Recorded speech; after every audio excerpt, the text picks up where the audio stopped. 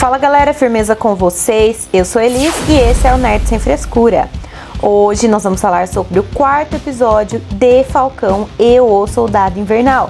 E o título desse episódio é O Mundo Está Vendo, um título que é no mínimo emblemático, considerando tudo que rolou no episódio. Então bora lá conferir?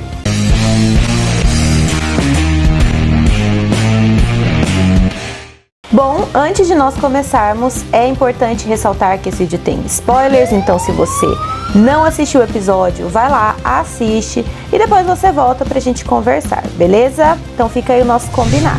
Logo no início nós somos transportados de volta para Wakanda, o que é bem legal, apesar de não vermos muitos cenários ali, né? Mas assim, só de ter Wakanda já é bem legal, então eu gostei bastante. E agora a gente passa a entender, né, que a Ayo foi a pessoa responsável por cuidar de retirar a programação do Bucky, a programação do Soldado Invernal de dentro do Bucky. Então eles têm uma relação ali de amigos e uma relação de gratidão também. O Bucky deixa até bem claro que a Shuri também teve participação nessa retirada do programa do Soldado Invernal do cérebro dele, né? Então por isso que as palavras não fazem mais efeito. Apesar dele ter uma relação com Wakanda, ele entende da necessidade de utilizar do recurso que é o Barão Zemo, né? Ele sabe que para Wakanda o que ele fez não é certo, aliás, para o mundo, né? Libertar um prisioneiro de uma cela super protegida e tudo mais. Mas ele se mantém firme em sua palavra. Ele entende o lado dos wakandanos, mas ele também entende a necessidade do Zemo nessa missão. Eu gostei muito da cena em que a Ayo está lá com ele e está fazendo lá esse treinamento, essa limpeza no cérebro dele. E aí quando ela fala pra ele que ele está livre e ele chora e tal. Eu gostei muito, eu acho que o Sebastian Stan está se saindo super bem na atuação, melhor do que eu achava inicialmente que seria, devo admitir. E o Wakanda está atrás do Zemo por motivos óbvios, afinal ele é o cara que assassinou, orquestrou o assassinato do rei T'Chaka. Olha, as cenas do Zemo no episódio passado me divertiram bastante, eu cheguei a comentar isso com vocês.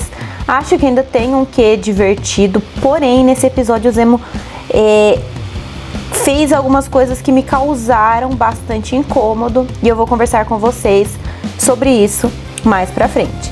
Mas antes de nós prosseguirmos aqui, deixa um like, assina aí o canal ativando o sininho de notificação e se inscreve pra gente poder trocar aquela ideia sempre. Você é muito bem-vindo, muito bem-vinda aqui, ok?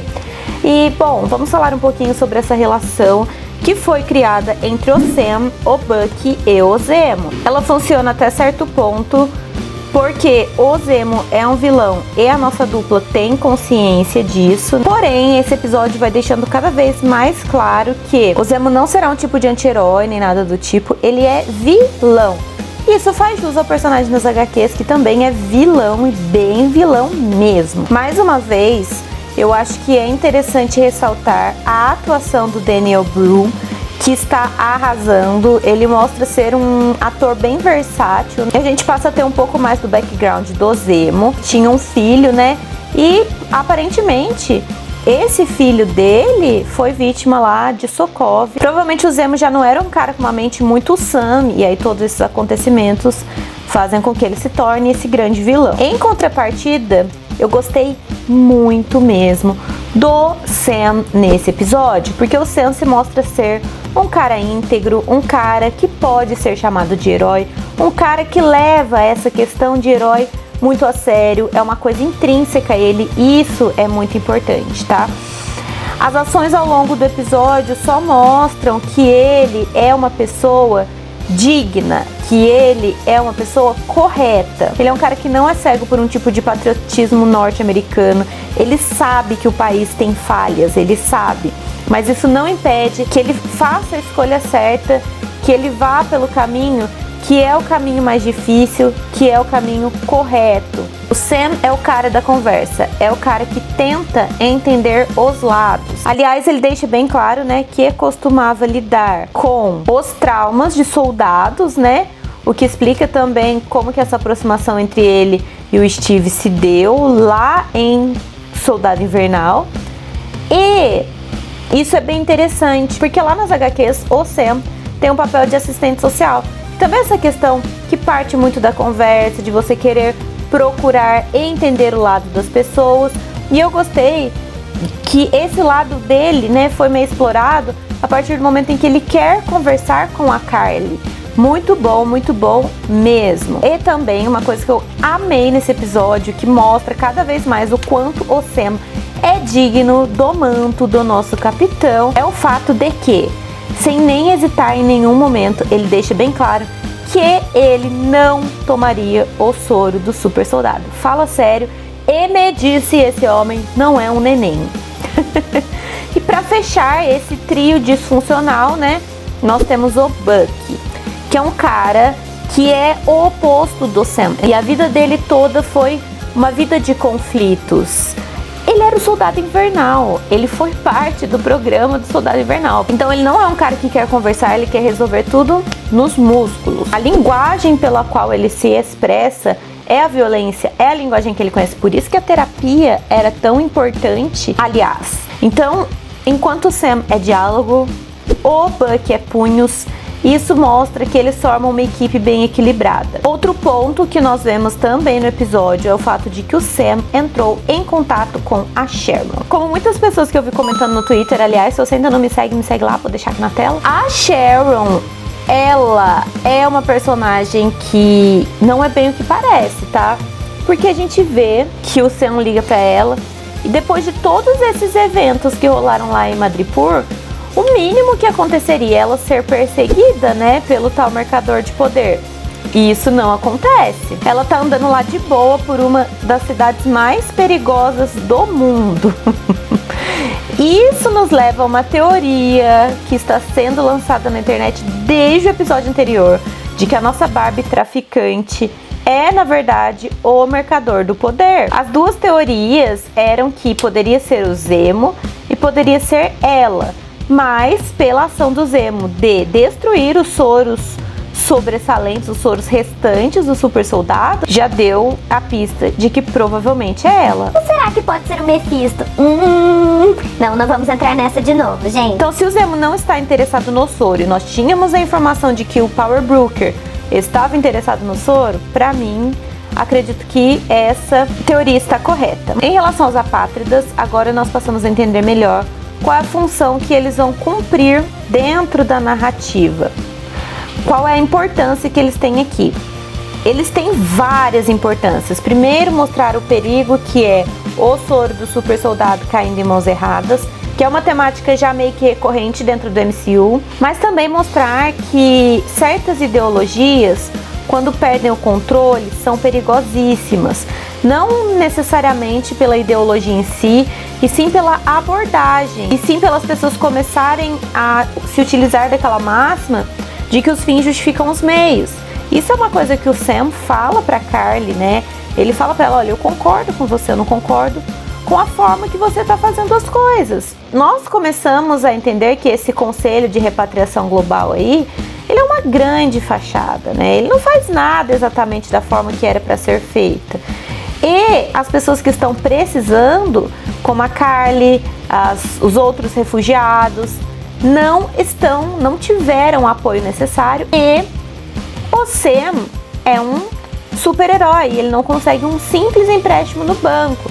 Então isso mostra por que ele também é simpático à causa, mas que ele não concorda com os meios que foram adotados. E os apátridas também são responsáveis pela criação de um problema maior, o John Walker. Mas nós vamos chegar nele.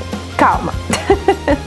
Os apátridas começam com uma causa que, como eu falei, é simpática, mas desde o início eu venho dizendo aqui nos vídeos, vocês podem assistir os vídeos anteriores, que conforme eles ganham notoriedade, os valores começam a ser distorcidos e eles começam a fazer coisas, tomar atitudes que eles não tomavam antes, como foi o caso da explosão que nós vimos no episódio anterior. E, gente, não dá pra dizer, mas é porque eles viraram super soldados, a culpa é do soro. Não. A culpa não é do soro. Eu falei isso no vídeo anterior. O soro só potencializa aquilo que a pessoa já tem. Então, se não for uma pessoa extremamente valorosa como Steve, não vai dar certo. A pessoa que tem raiva, que tem ódio, que tem inseguranças, tudo isso vai ser amplificado. Ah, Elis, mas e o Buck? Não se esqueçam do passado do Buck, galera. E outra, a narrativa vai deixando bem claro que o Buck tem que lidar com seus fantasmas ainda hoje. E aí, em um dado momento, o John Walker e o Lemar Hoskins, né? Mas eles chamam mais de Lemar, vão se juntar à nossa dupla. Aliás, trio, para tentar lidar com a questão da Carly e a questão do Zapata. Embora o John seja contra a abordagem do Sam, que é de conversar com ela, pois o Sam só vê ela como uma menina, cheia de ideologia e tudo mais, quem consegue convencê-lo é o Lemar. Isso é importante porque a gente percebe que o Lemar é um tipo de freio moral para o John Walker. Ele chega no cara e fala assim, mano, não é bem assim. É um cara que ele escuta, né? Escutava. Eu gostei muito da conversa entre o Sam e a Carly. O Sam, mesmo sabendo que ela é poderosíssima, que ela é uma super soldado, que ela pode matar ele no soco, algo que a gente viu que pode rolar lá no final do episódio mesmo, né? Ele vai sem o traje, ele troca uma ideia com ela, ele senta perto dela, ele se mostra totalmente relaxado e conversa de igual para igual, mesmo ela dizendo que ele é ingênuo em procurá-la sozinho. E como eu disse, ele não se intimida, ele a vê como uma menina perdida em seus sentimentos por conta dessa situação criada pelo Blip, pelo Blip e pelo Conselho de Repatriação Global. E o Sam continua se mostrando aquele cara íntegro que nós já sabíamos que ele era, né? E já que nós chegamos nesse ponto, vamos falar sobre ele, o Capitão América mais odiado das Américas. Não, né? Mais odiado do mundo mesmo. John Walker.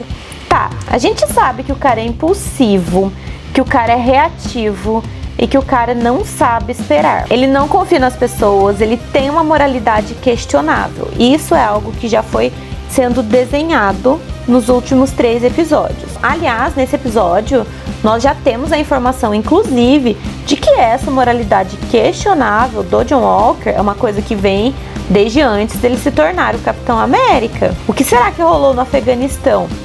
Não sei, me veio na minha cabeça uma coisa meio comediante de Watchmen, sabe? O cara fez um monte de coisa zoada quando tava na guerra e tudo mais.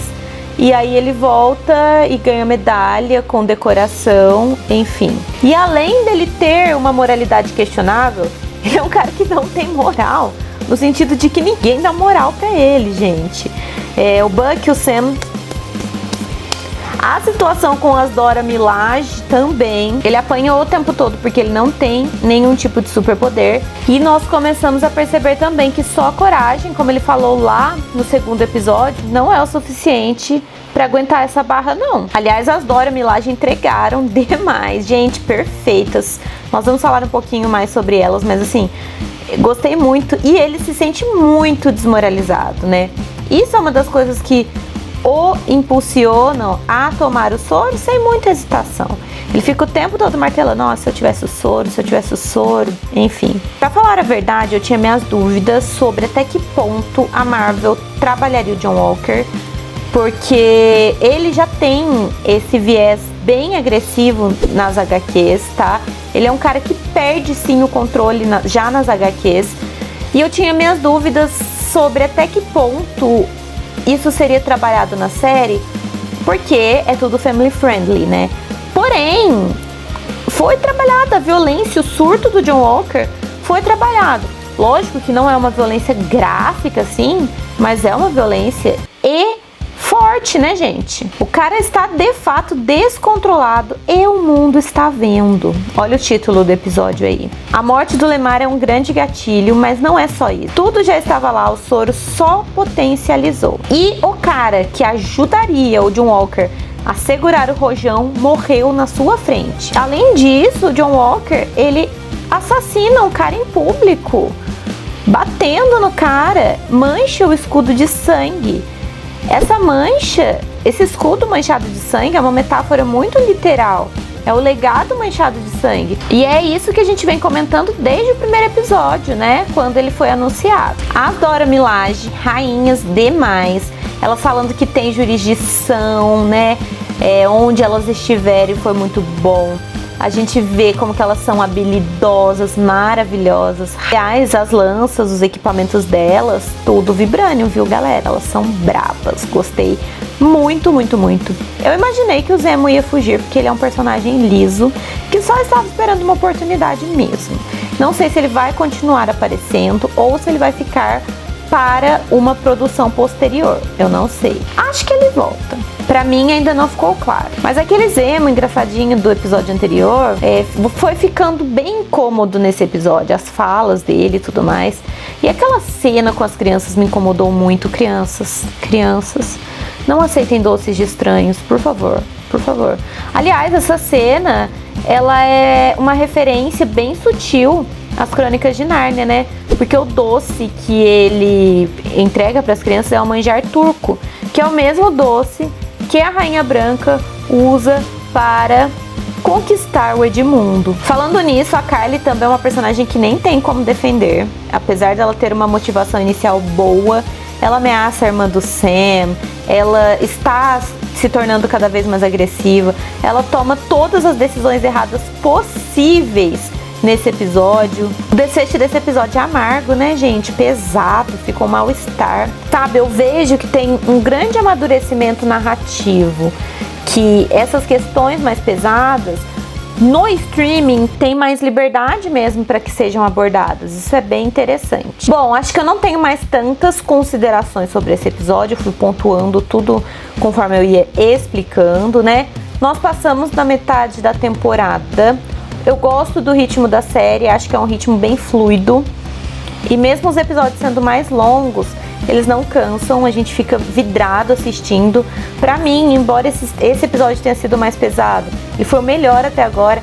Ai, mas você falou isso no episódio anterior. Agora esse superou, espero que o próximo seja igual ou melhor ainda. Tem a questão do Mercador do Poder, que nós precisamos descobrir quem é, que eu acredito que já vai ser resolvida no próximo episódio, que é o penúltimo. E saberemos se trata mesmo da Sharon, né? Se for, vai mudar tudo que nós conhecemos da personagem. Não somente no MCU, mas também nas HQs.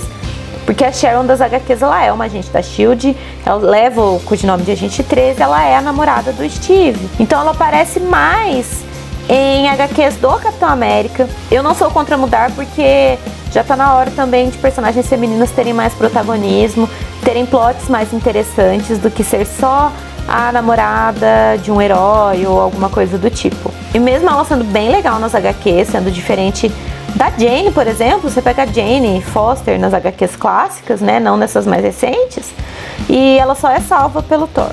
Eu acho que ter um protagonismo na história dela, mostrar traumas, mostrar desilusão é legal.